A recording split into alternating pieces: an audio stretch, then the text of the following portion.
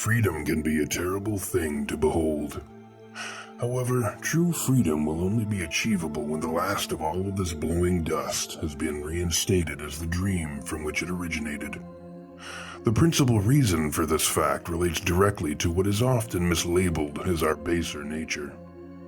When one of us slips the societal yoke and abandons the world of collectivism for the ruthless environs of individualism, then that person becomes a monster. And what precisely is a monster? A monster is a creature that lives beyond false limits and can empty its will into the world without reservation. Now, we're all potential monsters, but not all monsters are created equally, as the shepherd's game shall undoubtedly prove. For you see, one raving lunatic, as freedom can be a little too intoxicating for some, broken free of human law, can attract an army to hunt him down, and send thousands more to lock their doors and cower in corners. But a true artist, such as myself and a select few others, can inspire fear that disturbs the world, and which could someday become solid enough to cast a shadow. Again, something that the shepherd's game might prove true. So, when I saw the pale glow of Jack-Lantern's cold blades, and his even colder eyes, I knew just how awful freedom could appear.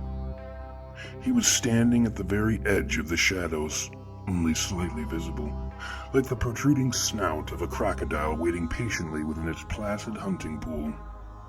Initially, I could barely tell he was wearing a mask, but as I strained my eyes to glimpse the face of the killer, I could just make out the dim orange of a smiling jack-o'-lantern, which of course seemed wholly appropriate. As for Janus, I saw him for only an instant when he breached the darkness, like some toothy shark of the shadows, and dove back down into the black as he prowled closer to the killer from Autumn City.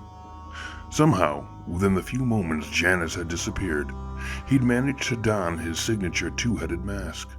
A terrifying goblin-looking visage faced forward, while a monstrous goat face glared out from the back of his head.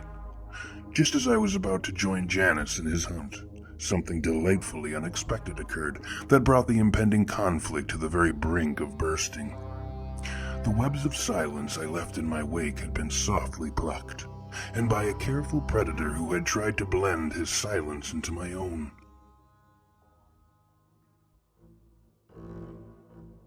I turned around and burned my gaze through the imposter quiet. As I slowly made my way towards the disturbance, the lilting voice of Jack-Lantern filled the shadows. Happy Halloween, Frederick. I want to thank you for bringing me to this splendidly dark train. I absolutely love trains.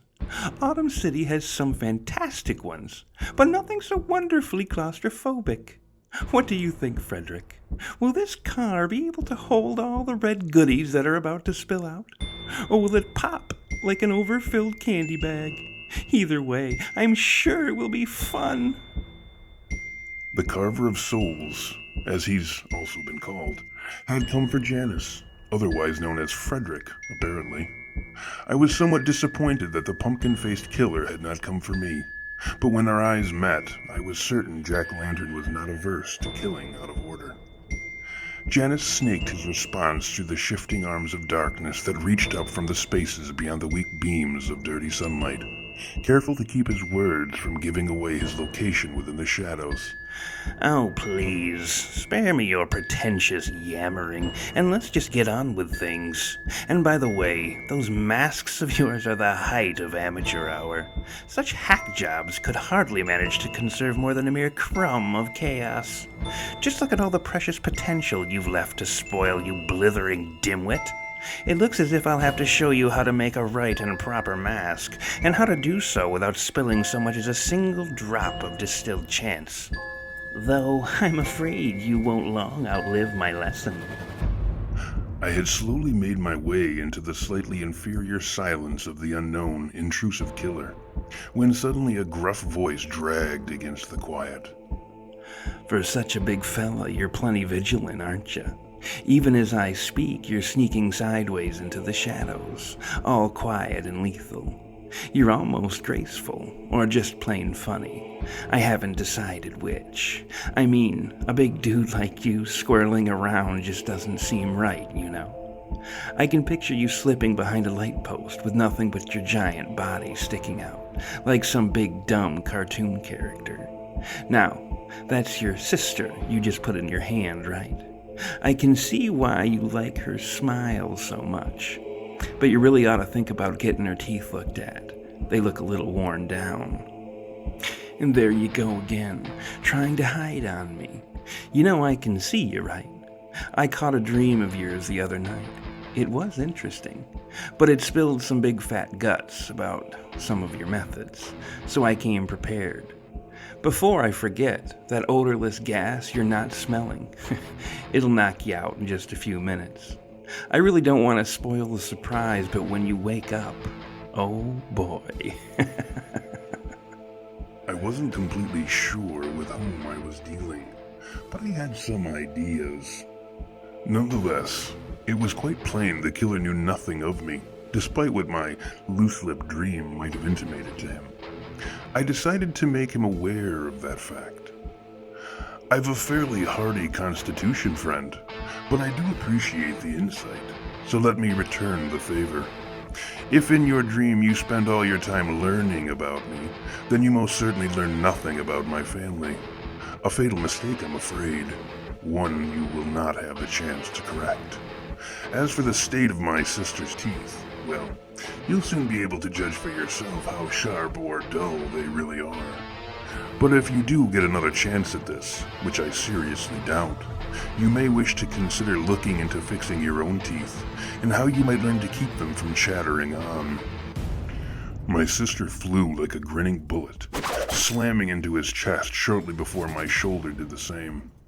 The man was wearing some kind of body armor, along with a gas mask, night vision goggles, and other combat accoutrements. His handguns clattered to the floor as my shoulder connected, so he reached for the large shotgun slung on his back.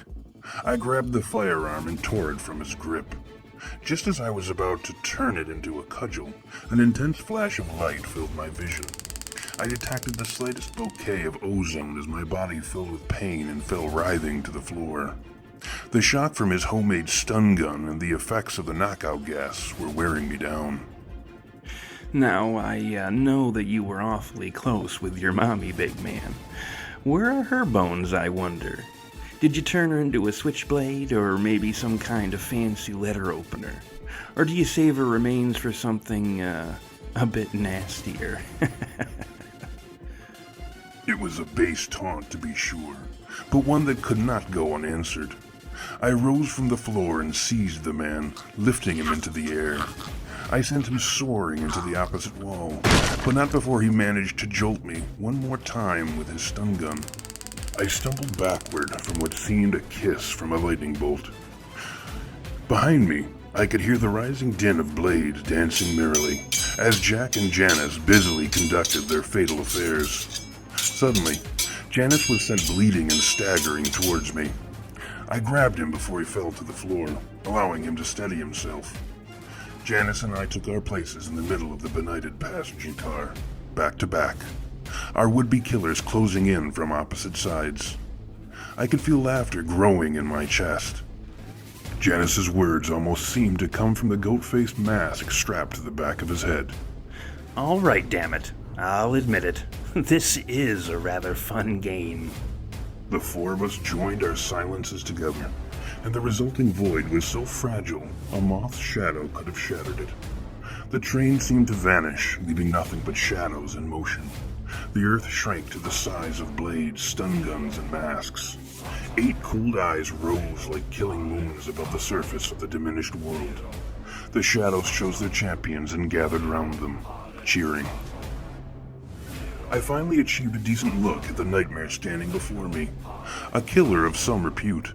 He was known as the Mad Merc. The killer was rumored to have once been quite a wicked mercenary, possessed of a lethal wisdom and physical skills sufficient to translate such knowledge into fierce action. His last known act as a sane killer was the paid investigation of a residential block that had suddenly and quite mysteriously appeared in the middle of the city of Nailwood. No one knows precisely what happened after he entered the mysterious location, but a good many persons are frightfully aware of what he did after he left it. He murdered and mutilated from one side of the country to the other.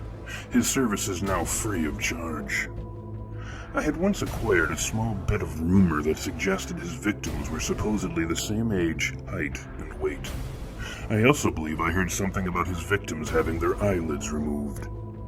Now, there was certainly some kind of madness in him, but it was frozen into a killing thing, disallowed from spilling out uncontrollably, channeled by skills that had been perfected over a lifetime of professional murder.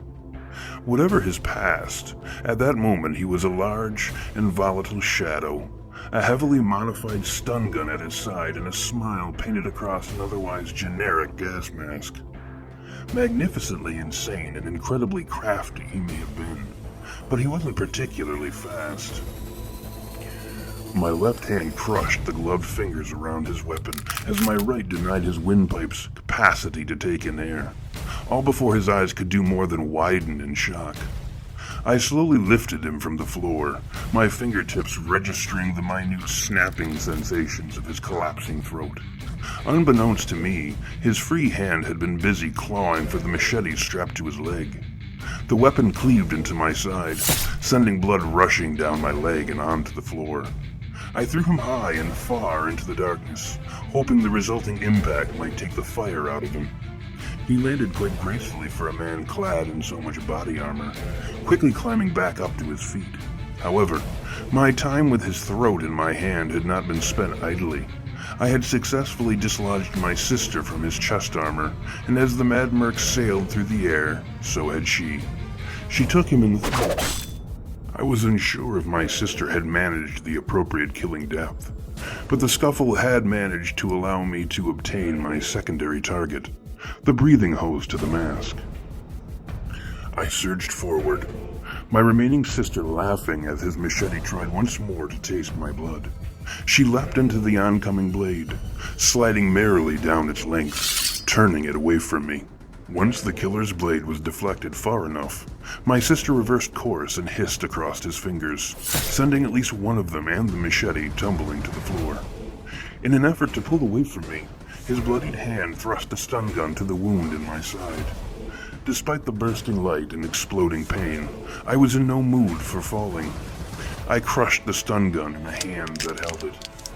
His snarling breath bubbled from beneath the mask, as blood loss and his own knockout gas sipped leisurely at his consciousness.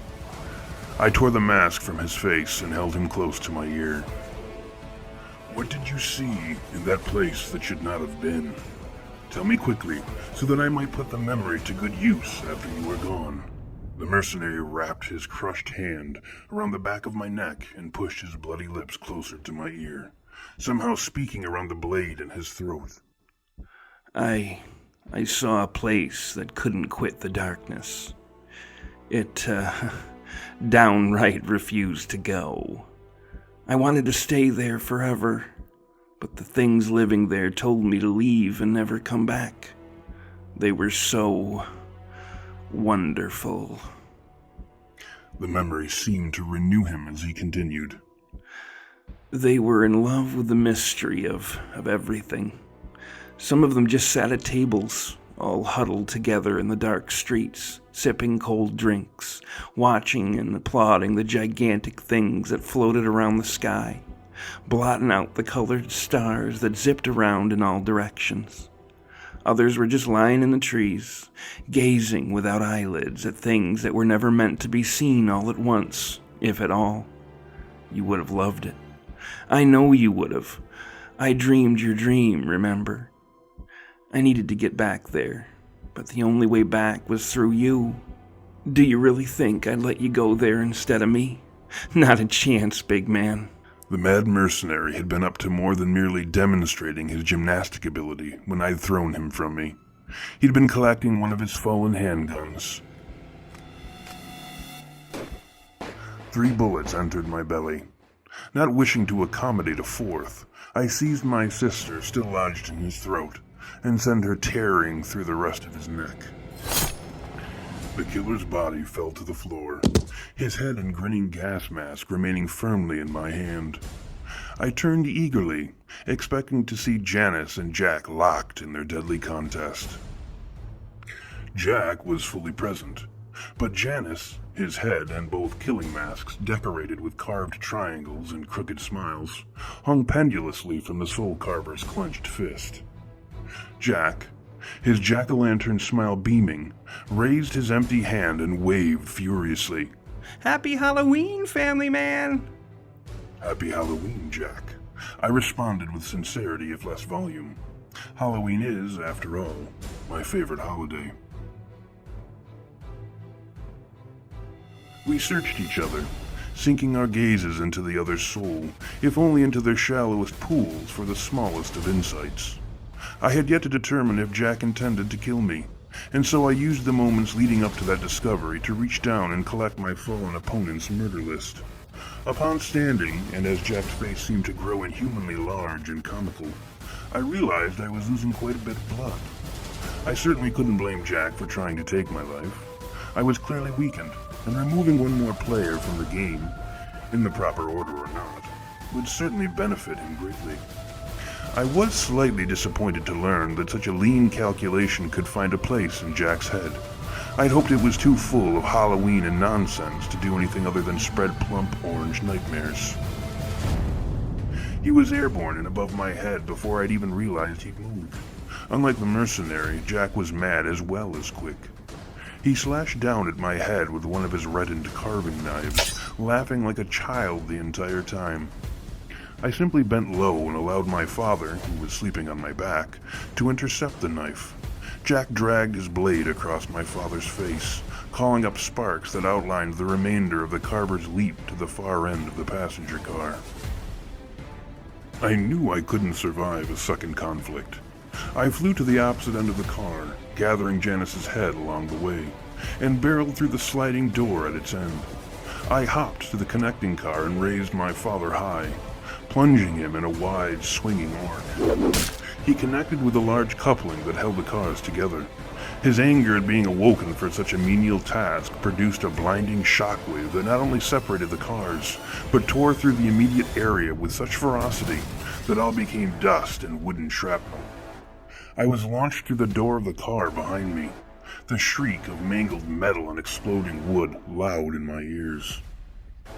I lurched to my feet amid the whipping wind and swirling dust.